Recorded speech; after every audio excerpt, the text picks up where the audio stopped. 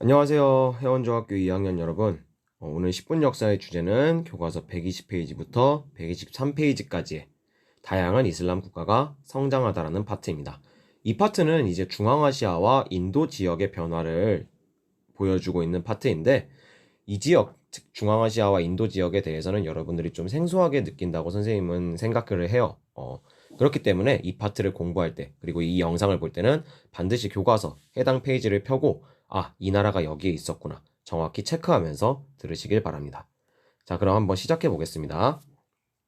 첫 번째로 우리가 만날 왕조는 티무르 왕조입니다. 1370년 중앙아시아 지역에서 티무르가 칭기스칸의 후예를 자처하면서 몽골 제국의 부활을 내걸고 자신만의 제국을 세우니 그것이 바로 티무르 왕조, 티무르 제국이 되겠습니다. 이 티무르 왕조는 활발한 정복 전쟁을 펼쳐서 인도 서북부에서 중앙아시아를 거쳐 서아시아에 이르는 대제국을 빠르게 건설하게 됐습니다. 그러면서 이들은 페르시아와 튀르크와 이슬람 지역을 모두 정복한 대제국이 되었고, 이들의 문화 또한 페르시아 문화와 튀르크, 이슬람 문화가 융합된 학문과 문예가 발달한 것이 특징이 되겠습니다. 이 티무르 왕조는 경제적으로 크게 번영했었는데, 왜냐하면 이 티무르 왕조가 있는 지역이 바로 유럽과 아시아를 잇는 비단길의 중간 지역에 위치하고 있기 때문입니다. 특히 티무르는 자신의 제국의 수도를 이 사마르칸트라는 도시로 정했는데, 이 사마르칸트는 비단길의 중심 도시로서 굉장한 경제적인 이득을 거둘 수 있는 곳이었습니다. 이곳을 수도로 하면서 티무르 왕조는 동서교역을 통한 경제적인 번영을 이루어낼 수 있었고, 수도인 사마르칸트는 중앙아시아의 경제와 문화의 중심지로 발전을 하게 됩니다. 자, 이렇게 강력했던 티무르 왕조가 빠르게 멸망을 하게 됩니다. 명나라를 공격하러 가던 도중에 티무르가 병으로 어이없게 사망을 하게 됩니다. 그런데 티무르가 죽은 다음 티무르가 가지고 있던 왕위를 누가 이어받을 거냐 가지고 왕위 계승 분쟁이 크게 터지게 되고, 그 왕위 계승 분쟁으로 인해서 제국이 빠르게 약화되었습니다. 결국 1500년 우즈베크족의 침입으로 사마르칸트가 함락되면서 이 티무르 왕조는 짧은 생을 마감하고 역사의 뒤편으로 사라지게 되겠습니다. 자, 그 다음으로 등장하는 왕조는 바로 이란 지역에 위치했던 사파비 왕조입니다. 티무르 왕조가 쇠퇴한 이후에 이란 지역에서 1501년 이스마일 1세가 사파비 왕조를 건국하게 됩니다. 이 사파비 왕조는 이란인들의 민족의식을 굉장히 크게 일깨운 왕조가 되겠는데, 첫 번째로 이 사파비 왕조는 사산 왕조 페르시아 이후에 이란 전역을 통합한 첫 번째 왕조로서 역사에 등장하게 됩니다. 그러면서 국교를 시아파 이슬람교로 정하게 되는데, 이 시아파 이슬람교는 아라비아 지역의 이슬람교인 수니파와 구별되는 이슬람교로서 이란인들이 자기들만의 이슬람교로서 시아파를 선택했다고 볼 수가 있습니다. 자, 그리고 이 사파비 왕조는 페르시아 군주의 칭호인 샤라는 칭호를 부활시키게 되는데, 원래 페르시아에서는 자신들의 왕을 샤라고 불렀어요. 이러한 페르시아 군주의 칭호인 샤를 부활시키고 페르시아를 이어받는다는 의지를 보이면서 이란인들의 민족의식을 크게 일깨우게 되겠습니다. 자, 이 사파비 왕조의 전성기를 이끈 왕은 바로 아바스 1세라고 볼 수 있습니다. 아바스 1세는 군사 제도를 개혁하고 국방력을 강화해서 나라의 군대를 튼튼하게 만듭니다. 그리고 그 군대를 가지고 오스만 제국을 공격하여서 바그다드를 점령하는 한편, 이란에 손을 뻗고 있던 유럽 세력인 포르투갈을 격퇴하게 됩니다. 또한 이 아바스 1세는 사파비 왕조의 수도를 이스파한으로 옮기게 되는데, 이 이스파한을 수도로 해서 국가의 상업을 크게 발달시키면서 사파비 왕조가 경제적으로 번영할 수 있는 기틀을 만드는 왕이 바로 아바스 1세라고 볼 수 있습니다. 이 아바스 1세가 다스리는 사파비 왕조, 특히 그 수도 이스파한에는 유럽과 중앙아시아의 상인들이 모두 모여들어서 큰 번영을 구가했던 것이 바로 사파비 왕조인데, 그 유럽과 중앙아시아의 상인들이 이 사파비 왕조에서 이스파한에서 앞다투어서 구했던 상품은 바로 페르시아의 양탄자가 되겠습니다. 자, 이 사파비 왕조의 영토를 보면은 이 굵은 초록색 안쪽 부분이 사파비 왕조의 영토인데 지금의 이란 영토와 거의 비슷합니다. 즉 지금의 이란 영토는 사파비 왕조가 정복했던 그 영토를 기반으로 하는 것으로서 사파비 왕조를 통해서 이란인들이 우리는 다른 민족이 아니라 이란 민족이다. 이란인들이다라는 이란인들의 민족의식이 크게 성장했다고 볼 수가 있겠습니다. 자, 넘어가기 전에 그 사파비 왕조의 수도였던 이스파한을 우리가 잠깐 보면 이스파한의 별명은 그 당시에 세계의 절반이었습니다. 지금도 이스파한의 사진을 보면은 굉장히 화려하고 번영했던 그 사파비 왕조의 모습을 우리가 아직도 찾아볼 수가 있습니다. 자, 마지막으로 인도입니다.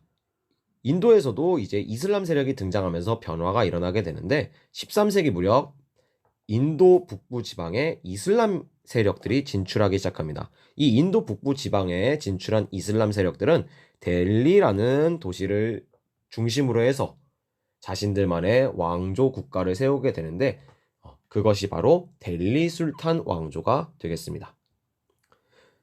델리 술탄 왕조가 이어지고 있던 와중에 1526년 티무르의 후손을 자처한 바부르가 이 북쪽 지역에서 내려와서 델리, 즉 북인도 지역을 정복합니다. 그리고 델리를 수도로 자신만의 제국을 건설하게 되니 그것이 바로 무굴 제국이 되겠습니다. 이 무굴 제국의 전성기를 이끈 것은 바로 3대 황제 아크바르 황제 때입니다. 이 아크바르 황제는 토지를 조사하고 그 다음에 관료 제도를 정비하면서 중앙 집권 체제를 강화하는 한편 종교적인 관용 정책을 펼치면서 이 무굴 제국을 하나로 통합된 제국으로 이끌었습니다. 인도에 이슬람 세력이 새롭게 진출하긴 했지만 아직도 인도의 대다수의 사람들은 힌두교인들이었어요.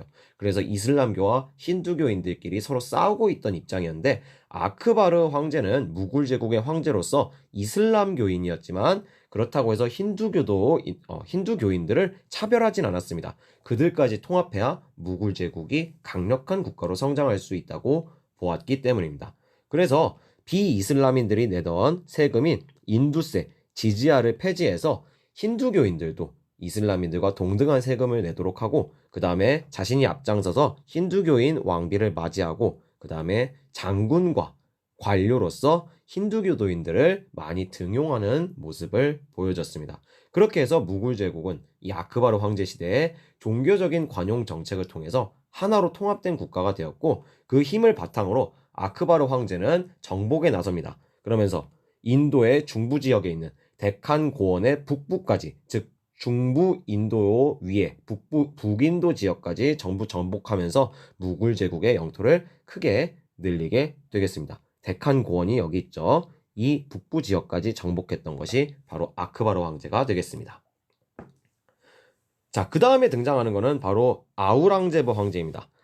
6대 황제 아우랑제브 황제는 아크바르 황제와 굉장히 다른 의미의 정책들을 펼친 것으로 유명한데 첫 번째로 아우랑제브 황제는 등장부터 굉장히 화려했어요. 아우랑제브 황제는 자신의 아버지였던 샤자한을 폐위시키고 즉위한 황제가 되겠습니다.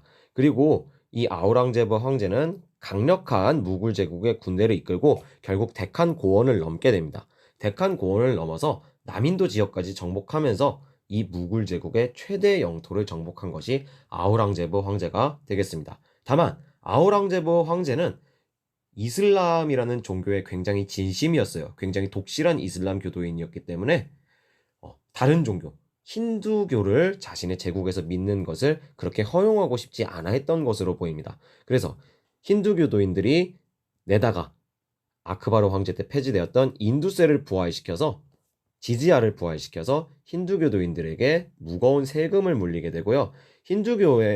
힌두교도인들이 다니는 힌두교 교회, 힌두교 사원을 파괴하고 그것을 이슬람 사원으로 개조하는 모습을 보였습니다. 마치 이렇게 말이죠. 사람들을 괴롭히면은 자기 말을 들을 줄 알았나 봐요. 그래서 종교적으로 굉장히 관용적이지 못한 비관용적인 정책을 펼쳤는데 결국 아우랑제브는 이 힌두교도인들의 강력한 반란을 맞닥뜨리게 되고 그 반란의 와중에 사망을 하게 됩니다. 이렇게 관용적인 정책이었다가 비관용적인 정책을 통해서 이 무굴 제국은 혼란에 휩싸이게 되었고 이 혼란의 와중에 이후에 유럽 세력이 인도에 진출하면서 무굴 제국은 힘을 잃고 쇠퇴하게 되었습니다. 자, 무굴 제국 시기에는 인도의 경제가 굉장히 크게 성장하는 모습을 보이는데, 특히 무굴 제국 시기에는 아시아와 유럽에서 많은 상인들이 와서 이 인도의 면직물을 가져가고 싶어 했습니다. 그 면직물을 일명 캘리코라고 부르는데, 이렇게 화려한 무늬가 놓아진 손으로 한 땀 한 땀 만들어낸 면직물이 바로 캘리코라고 할 수 있습니다. 이 캘리코를 아시아와 유럽의 상인들이 앞다투어 사가면서 인도는 무굴 제국 시기에 많은 돈을 벌게 되었는데, 근데 이 면직물을 사갈 때 아시아와 유럽의 상인들은 은을 지불하고 이 면직물을 사갔습니다. 그래서 막대한 양의 은이 인도로 유입되게 되고, 인도에서 이 은을 바탕으로 한 화폐 경제가 크게 성장한 것이 바로 무굴 제국 시기의 특징이라고 할 수가 있겠습니다. 자, 무굴 제국의 문화를 마지막으로 보면은 인도라는 지역에 이슬람 세력이 진출하면서 만들어진 것이 바로 무굴 제국입니다. 그렇기 때문에 이 무굴 제국의 문화는 인도의 문화와 이슬람의 문화가 한데 섞인 무굴 제국만의 특유의 문화를 만들어내었습니다.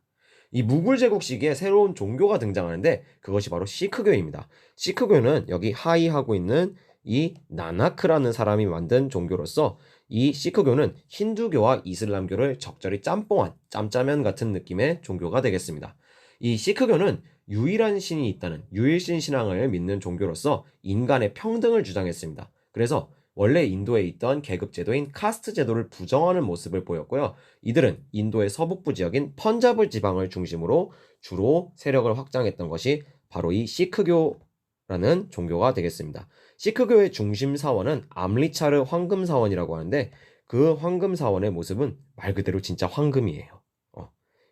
여러분들이 여행을 이쪽을 가볼 수 있을지는 모르겠지만, 가본다면은 이 황금 사원, 정말 엄청난 규모의 황금에 압도될 겁니다. 자, 그리고 이 무굴 제국 시기에는 인도의 문화와 페르시아의 문화가 합쳐지는, 즉 인도의 문화와 이슬람의 문화가 합쳐지는 모습을 보였다고 했는데, 언어 면에서도 그러한 면이 보입니다. 이 당시에 무굴 제국에서 등장한 언어가 바로 우르두어라는 것인데, 이 우르두어는 무굴 제국의 공용어로 쓰였습니다. 이 우르두어는 힌디어, 즉 인도의 말과 페르시아의 말인 페르시아어가 합쳐지면서 짬뽕된 언어가 바로 우르두어라고 할 수 있겠고, 지금도 인도의 서북부 지방과 파키스탄 지역에서 많이 사용되는 언어가 우르두어라고 할 수가 있겠습니다. 자, 그리고 인도의 문화에서 빼놓을 수 없는 것이 바로 대표적인 건축물 타지마할입니다. 이 타지마할에 대해서는 선생님이 프린트에다가 굉장히 재밌는 이야기를 소개하고 있는데요. 이 타지마할 또한 인도의 문화와 이슬람 문화, 인도의 건축 양식과 이슬람의 건축 양식이 함께 합쳐진 굉장히 아름다운 건물이라고 우리가 평가할 수가 있겠고, 그리고 무굴 제국 시기의 그림에서는 페르시아의 세밀화를 바탕으로 인도의 회화 기법을 적용시킨, 인도의 그림 기술을 적용시킨 무굴 회화가 발전했던 것이 특징이라고 볼 수가 있겠습니다. 자, 이 파트의 중요 포인트는 다음과 같습니다. 여러분들이 중앙아시아 지역의 지리적인 위치에 대해서 생소한 만큼 티무르 제국이 어디 있고 사파비 왕조가 어디 있고, 이 위치에 대해서 여러분들이 지도를 보고 정확히 찾을 수가 있어야 하겠습니다. 그리고 이 무굴 제국에서 두 명의 황제가 오늘 등장했습니다. 아크바르 황제와 아우랑제브 황제가 등장을 했는데, 종교적으로 관용적이고 비관용적인 굉장히 다른 모습의 정책을 펼쳤습니다. 서로 비교하기 딱 좋겠죠? 여기에 대해서 여러분들이 잘 알고 있어야 되고, 마지막으로 이 무굴 제국의 문화, 인도의 문화와 이슬람의 문화가 한데 합쳐진 무굴 제국만의 특유의 문화를 우리가 잘 알고 있어야 합니다. 자꾸 무굴 제국 하다 보니까 선생님이 혀가 좀 꼬였는데, 여러분들 그건 좀 이해해 주시고 오늘은 여기서 끝낼 수 있도록 하겠습니다. 고생하셨습니다. 안녕.